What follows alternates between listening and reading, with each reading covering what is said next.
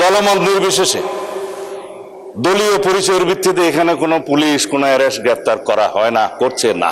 আইন শৃঙ্খলা পরিস্থিতি উন্নয়নের জন্য কোন রাজনৈতিক পরিচয়কে আমরা কখনো প্রাধান্য দেব না।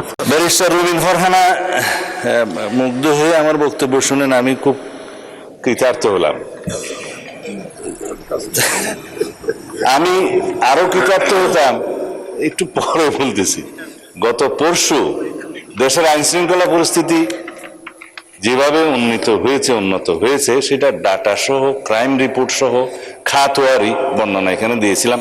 সম্ভবত আমার ওই মুগ্ধকর বক্তব্যটা আপনি সেদিন হয়তো শুনতে পারেন না, হতে পারে। তার মধ্যে ঐতিহাসিকভাবে বিগত 10-15 বছর স্পেশালি 2025 এর রেফারেন্স সহ আমি ডাটাগুলো উল্লেখ করেছিলাম। ইন শর্ট দ্যাট খুনের চিত্র এই, ধর্ষণের চিত্র এই, নারী ও শিশু নির্যাতনের চিত্র এই, ডাকাতির এই সংখ্যা হিসেবে দিয়েছিলাম মাসওয়ারি।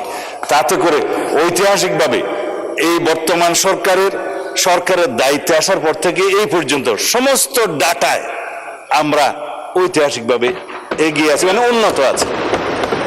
সেই ডাটাটা আমি বলেছিলাম, আমি যেটা অন রেকর্ড এখানে বলেছি, সেই ডাটাটা ডিপার্টমেন্ট থেকে একটা ক্ষেত্রে বলেছি আমরা একটু পিছিয়ে আছি। সেটা হলো এই যে দর্শনের কেস রেকর্ডের ক্ষেত্রে আমরা একটু বেশি দর্শনের চিত্রটা পেয়েছি। তার একটা কারণ আছে, আগে ধর্ষিতারা রেকর্ড করতে যেত না থানায়, বা পারতো না সামাজিক বা রাজনৈতিক বিভিন্ন হস্তক্ষেপের কারণে। এখন থানায় গেলেই অথবা অনলাইনে তারা জিডি সহ অন্যান্য কিছু দায়ের করতে পারে, এফআইআর দাখিল করতে পারে। এখানে কোনো ইন্টারফিয়ারেন্স নাই, যার কারণে নাম্বারটা একটু ইনক্রিজ হয়েছে। তবে সুখের কথা হলো ধর্ষণ যেখানেই হোক, শিশু হোক নারী হোক, যে অবস্থাতে হোক, আমরা তাৎক্ষণিক এটা পুলিশ ডিপার্টমেন্ট অ্যারেস্ট সহ চার্জশিট প্রদানের জন্য এবং মামলায় সহযোগিতা করার জন্য সাক্ষী উপস্থাপন সহ ট্রায়ালের সমস্ত ক্ষেত্রে একটা বৈপ্লবিক পরিবর্তন দেখতে পেয়েছি। যার জন্য রামিসা হত্যাচার হয়েছে থেকে 17 দিনের মধ্যে, মাননীয় বিরোধী দলের দাবি করেছেন 15 দিনের মধ্যে বিচার করতে, 17 বিচার হয়েছে। এটা বাংলাদেশ। আমরা হত্যার আসামিকে দীর্ঘ 17 বছরে যে রেকর্ড নাই, সেই রেকর্ড ভঙ্গ করে আমরা হত্যার আসামি ডিএনএ রিপোর্টের উপর ভিত্তিতে আমরা অ্যারেস্ট করতে সক্ষম হয়েছে মাননীয় স্পিকার। বাকিগুলো আইন শৃঙ্খলা পরিস্থিতি উন্নয়নের ক্ষেত্রে বলতে চাই, চট্টগ্রামের বাকুলিয়া একটা শিশু ধর্ষণের প্রচেষ্টা হয়েছিল, সেটা তাৎক্ষণিকভাবে অ্যারেস্ট হয়েছে এবং সেটাও মামলা চার্জশিট দাখিল করা হয়েছে সম্ভব। এইভাবে সমস্ত জায়গায় আমি আরেকটা বিষয় উল্লেখ করবো না, যেহেতু আমাদের অ্যাটমসফিয়ারটা খুব ভালো আছে। দলমত নির্বিশেষে দলীয় পরিচয়ের ভিত্তিতে এখানে কোনো পুলিশ কোনো অ্যারেস্ট গ্রেফতার করা হয় না, করছে না।